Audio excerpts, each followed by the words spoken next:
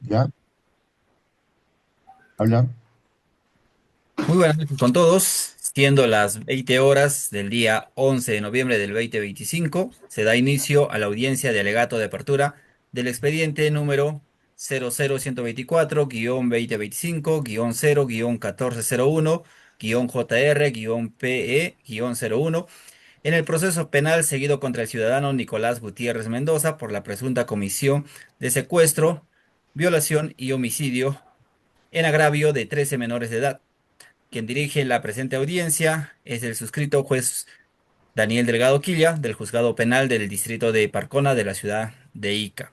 Se deja constancia que la presente audiencia está siendo grabada en el sistema de audio y video que obra en el presente juzgado, motivo por el cual las partes procesales deberán acreditarse respectivamente. Cedemos la palabra al representante del Ministerio Público para que proceda a identificarse. Muchas gracias, magistrado, por parte del Ministerio Público.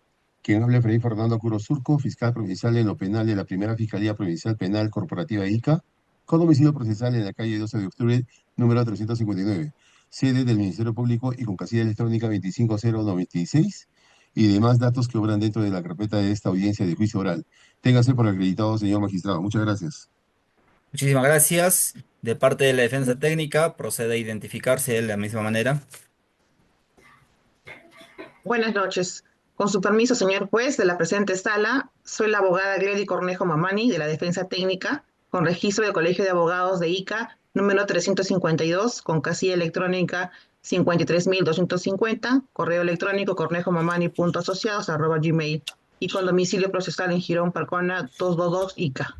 Muchas gracias. De la misma manera, procede a identificarse el representante del actor civil. Con su permiso, señor juez de la presente sala, el presente abogado don Carmelo Chilo Coniglia, con registro de Colegio de Abogados número 2262, correo electrónico adon.asociados@gmail.com, con domicilio procesal Avenida Marginal, número 152, Ica. Y comparezco ante esta digna audiencia en mi calidad de actor civil, representando legítimamente a los intereses y las víctimas de los menores del presente caso. Gracias. Muchas gracias. Y finalmente, el acusado procede a identificarse, número de DNI, estado civil, ocupación y domicilio, por favor. Muy buenas noches, mi nombre es Nicolás Gutiérrez Mendoza, identificado con DNI 20532750, natural de Parcona, distrito y provincia de Ica, con domicilio real en el Jirón Reáteguis, sin número, Parcona Ica. Actualmente me encuentro privado de libertad, recluido en el establecimiento penitenciario penal Cristo Rey de Cachiche, como imputado en el presente proceso penal que se sigue en mi contra. A usted, señor juez, con el debido respeto, de conformidad al artículo 71 del Código Procesal Penal, habiendo presentado ante usted, identificándome con mis datos generales, manifiesto que se designe como mi abogada, defensa técnica a la doctora Glady Cornejo Mamani. Además, que se me reconozcan mis derechos procesales y garantías conforme al artículo 139 de la Constitución Política del Perú. Y al título preliminar del nuevo Código Procesal Penal, el derecho a la defensa material y técnica, la pronuncia de inocencia y ser juzgado en el plazo razonable, por lo tanto, que se me tenga debidamente acreditado como imputado y se disponga mi participación directa asistida en el juicio oral de observancia con el debido proceso. Bien, se le informa al acusado que goza del derecho a guardar silencio y a no declarar contra sí mismo y a ser asistido por su abogado defensor. Verificada la presencia de todos los citados, se declara instalada la audiencia de juicio oral. Y a continuación se concede el uso de la palabra al representante del Ministerio Público para que dé lectura a la acusación fiscal formulada en este proceso. Muchas gracias, honorable magistrado. El Ministerio Público ha demostrado, más allá de toda duda razonable, la responsabilidad penal del acusado Nicolás Gutiérrez Mendoza, conocido como el monstruo de Parcona, por 14 crímenes cometidos contra 13 niños inocentes, en la cual demostraremos la responsabilidad penal del acusado, quien actuó con premeditación, reteniendo a las menores contra su voluntad para abusar sexualmente de ellas y quitarles la vida de manera violenta. Hechos ocurridos entre los años 1995 y 1996. Señor magistrado, el acusado inició su cadena de crímenes en el distrito de Villa María del Triunfo, en la ciudad de Lima, donde cometió sus primeras agresiones sexuales y homicidas. Sin embargo, Al verse rodeado por la Policía Nacional, decidió huir y refugiarse en la ciudad de Ica, específicamente en el sitio de Parcona, donde prolongó los mismos delitos con el mismo patrón de violencia y crueldad. El modus operandi del procesado fue reiterado, planificado y sumamente violento. Primero identificaba a niñas en situaciones de vulnerabilidad en plazas, calles y descampados, a quienes engañaba para luego privarlas de su libertad y trasladarlas a lugares aislados.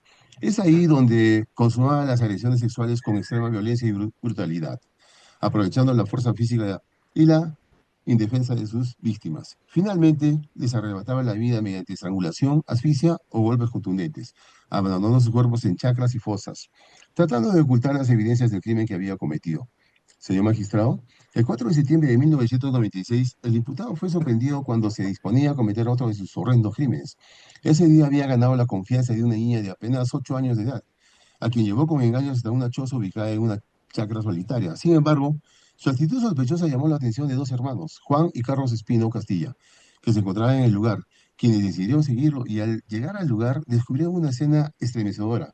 Hallaron a la menor semidesnuda, aterrorizada con lágrimas en los ojos, suplicando auxilio, mientras que el acusado trataba de violentarla.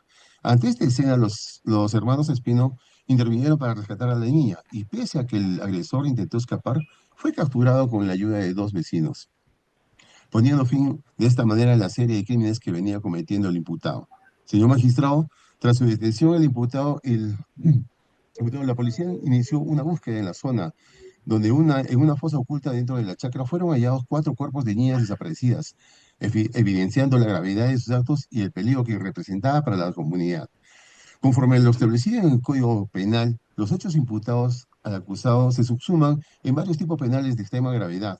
En primer lugar, tenemos el delito de violación sexual de menor de edad, tipificado en el artículo 173 del Código Penal, que sanciona con cadena perpetua a quien atenta contra la libertad y la dignidad sexual de una persona en situación de vulnerabilidad.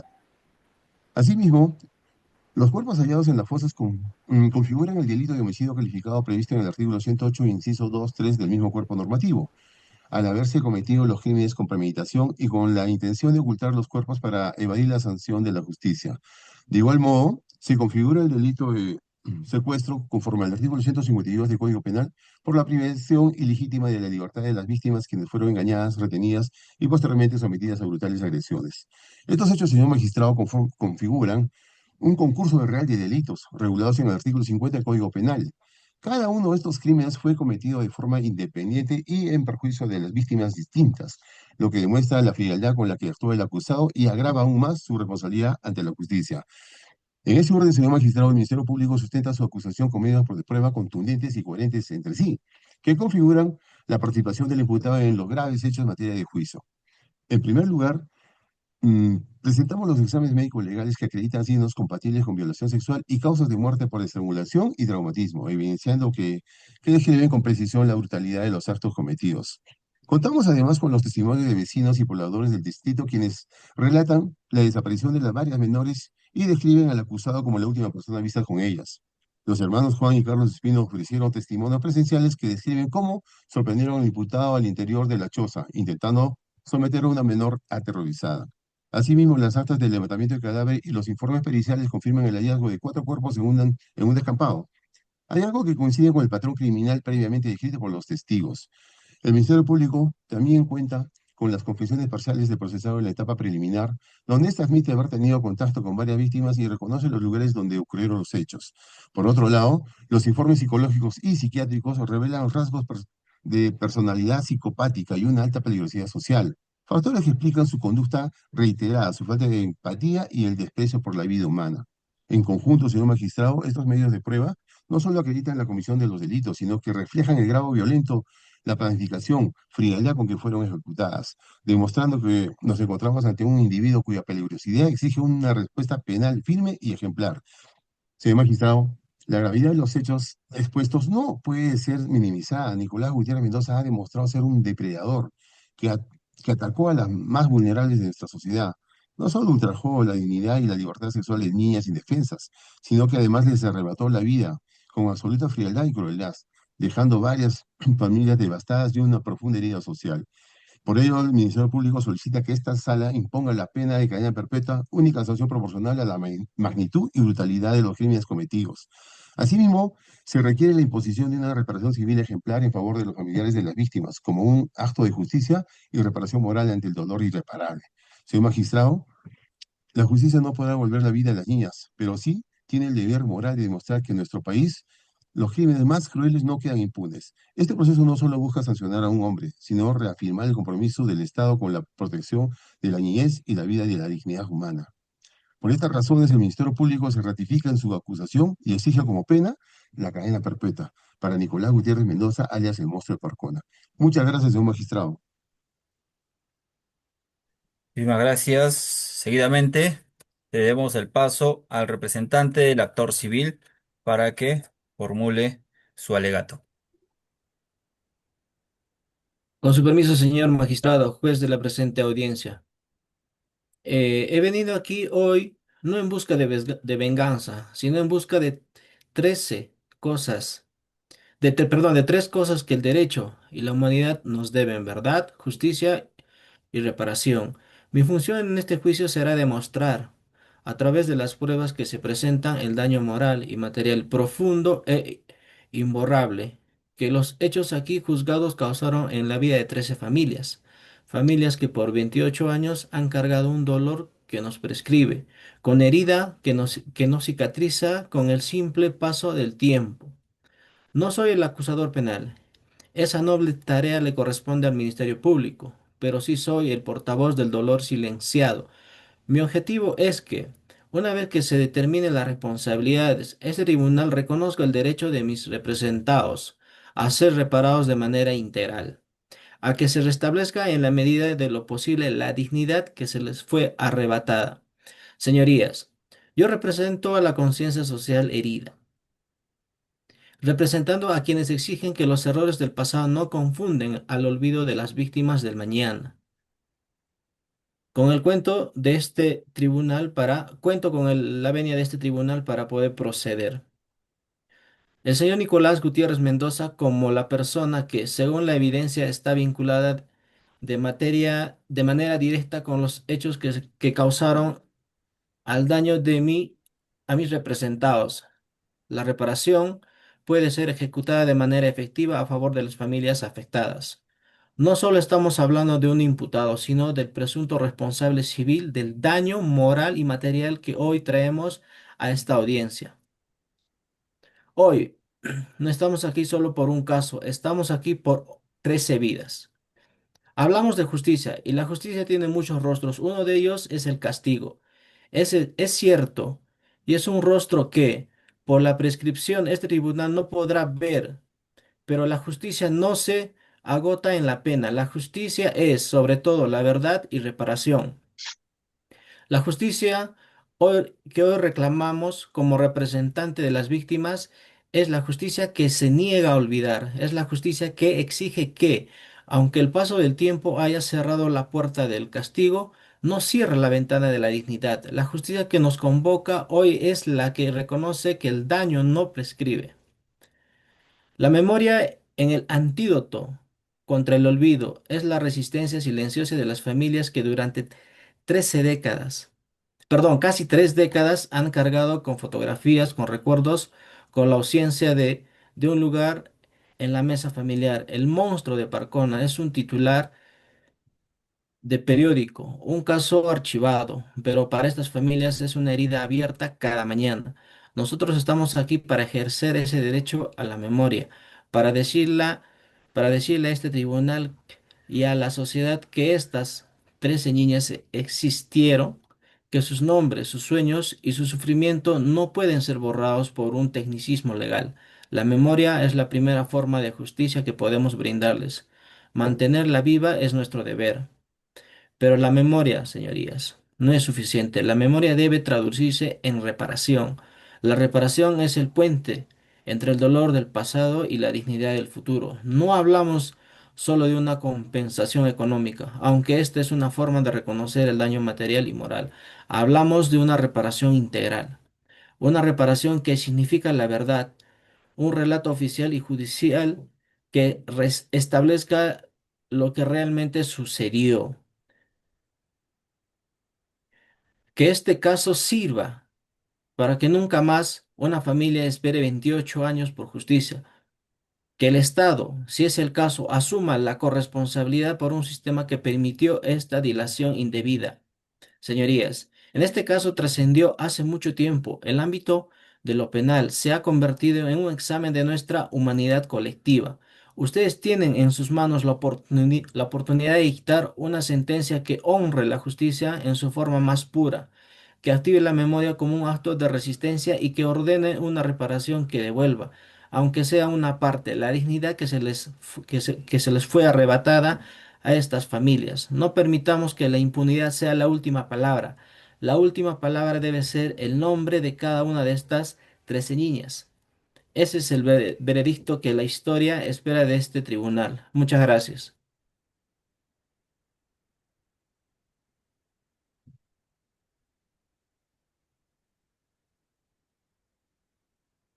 Ah, juez, su micro está apagado. Ok, muchísimas gracias, estimado representante del Ministerio Público. Habiendo escuchado la exposición del representante del Ministerio Público y habiendo escuchado al representante del actor civil y en garantía del principio de contradicción y del derecho de defensa, se concede el uso de la palabra al abogado defensor del acusado para que formule sus observaciones y oposiciones a la acusación y de estimarlo permitente se pronuncie sobre los medios de prueba ofrecidos por el Ministerio Público. Tiene la palabra, doctora de la defensa técnica. Muchas gracias, señor magistrado. Y con el respeto de las partes procesales, en primer lugar, cuestionamos la validez de la acusación que sostiene el Ministerio Público. En este caso, se basa en una confesión obtenida bajo condiciones ilegales, vulnerándose los derechos de mi patrocinado, habiéndose presionado sin la debida presencia de su abogado defensor durante la detención. La ley establece clara y concisa que toda declaración debe ser libre y voluntaria. Al ser vulnerados los derechos de mi patrocinado, esto afecta gravemente la validez de las pruebas presentadas en su contra. Es importante señalar que si bien mi cliente ha confesado los crímenes por los cuales se le imputan, esta confesión no debe ser entendida como una aceptación plena de culpabilidad, sin considerar su estado mental de los hechos. Según las pericias psicológicas, mi patrocinado presenta características de psicopatía, una condición que afecta fundamentalmente el juicio y la capacidad de control de los impulsos. La psicopatía, señalado en estudios psiquiátricos, es una anomalía psíquica que no constituye psicosis ni oligofrenia, alterando significativamente la personalidad y el comportamiento del individuo. Señor magistrado, en mi representación de mi defendido, el señor Gutiérrez Mendoza, niego categóricamente la responsabilidad plena de los delitos imputados.